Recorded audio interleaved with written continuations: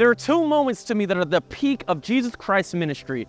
Both of them, the declaration of his nature, that he is deity. You see the moment at the woman at the well where he says, I am the Messiah, I am he. And then you see the moment with Mary when he's alive again out of the tomb and she recognizes for real, he is God, he is alive. It says that they beat him to a point where he was beyond recognition, but there he is looking like a gardener at his own tomb. And Mary is falling at his feet like he's back. These two moments where his deity is clear beyond a shadow of a doubt. And two things I notice. One, it's about him being God. Two, this is good news to be shared. And both times, these people leave and they spread it to everyone. The woman at the well went to Sychar, and the entire city is swept with revival simply by one single word of prophecy. One word of knowledge. That's all. It's just one. No big show, no transfiguration, we're gonna just worship for hours until something happens, something moves, and that's beautiful. But literally one word of prophecy, that's all it took for revival to sweep a city. And then we see Mary. Christ said, go and tell my brothers. What was the impact of that? What was the full influence? What is the big picture of that? Because Mary told the brothers, everybody has salvation and knows. Both of these moments, these iconic moments in Christ's ministry where everyone receives the word. Something I find kind of special and kind of beautiful about that is that God chose women for that. And it's not just that he chose women for that, but that their history. See, the woman at the well was a woman of infamy. She was a woman, she was a pariah. She was on the outside. Nobody goes to the well when it's already hot in the middle of the day. I've lived a life of being broke. So when you go to the gas station, you go to the gas station when it's below the line. But you don't tell anybody that that's where you at. You don't say that. You don't say, hey, I'm pretty confident halfway through my drive, 10 minutes in, I'm praying hard, praying that God would expand my gasoline as I go to the gas station. But sometimes you gotta say those prayers. But who has everything they need, all their resources, waits till it gets to that point to go to the gas station? So Jesus Christ is at the well and he sees this woman coming at the hottest point of the day. So one, the journey there is gonna exhaust her. Then the journey back is going to exhaust her as well.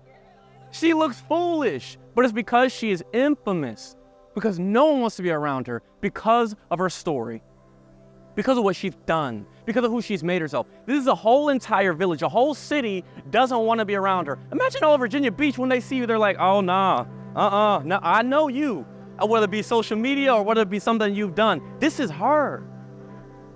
Christ chose her to bring that revival. Then you look at Mary Magdalene, a woman who was possessed by 7 demons. Those demons were casted out. She walked with Jesus Christ for 3 years, being educated and poured into by Christ himself, and then was sent out to bring the gospel along with the brothers. That's our God. But let me stay on track. You see that Jesus Christ comes to the well, 12 o'clock. He is wise. He knows his timing. Not only that, but he clears the room. See, this is the wisdom of Christ. The disciples are just thinking, hey, we hungry. Let's go get food. Jesus Christ is thinking, I need to clear the room. I'm going to have a one-on-one right now. I am going to save someone right now, but there's some things we got to handle first. Because look at this. First, Jesus Christ says, give me a drink. Her response is, do you know who you're talking to? I'm a Samaritan. Right off the bat, Jesus Christ is like, I'm not like everyone else. I am kind, I am compassionate, I don't care about your reputation, I don't care about these cultural norms, I don't care about traditions that ain't even from me. I see you. See, when we read that, we might be reading and be like, he said, give me a drink. Well, that's misogynistic, that's rude. He didn't even say please. No, Jesus Christ is saying, hey, I see you. And you see, she's shocked by this. She's rocked by this.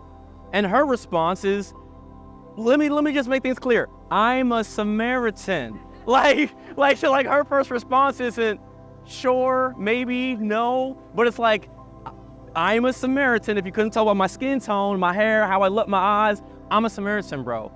And the thing about the Samaritans is that they literally, this is hard.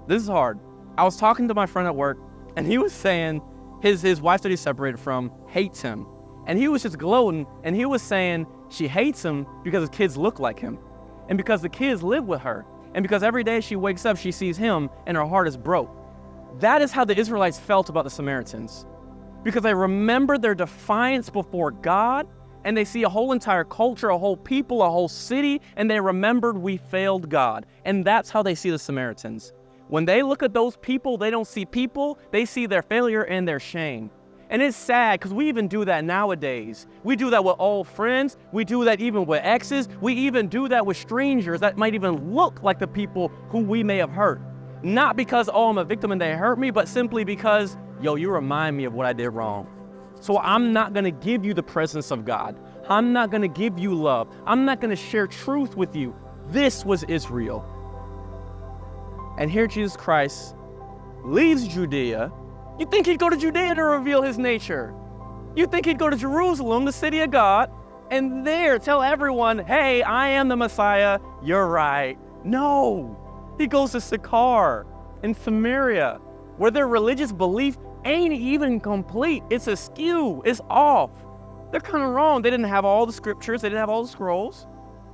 They thought that God was on Mount Gerizim instead of where in Jerusalem.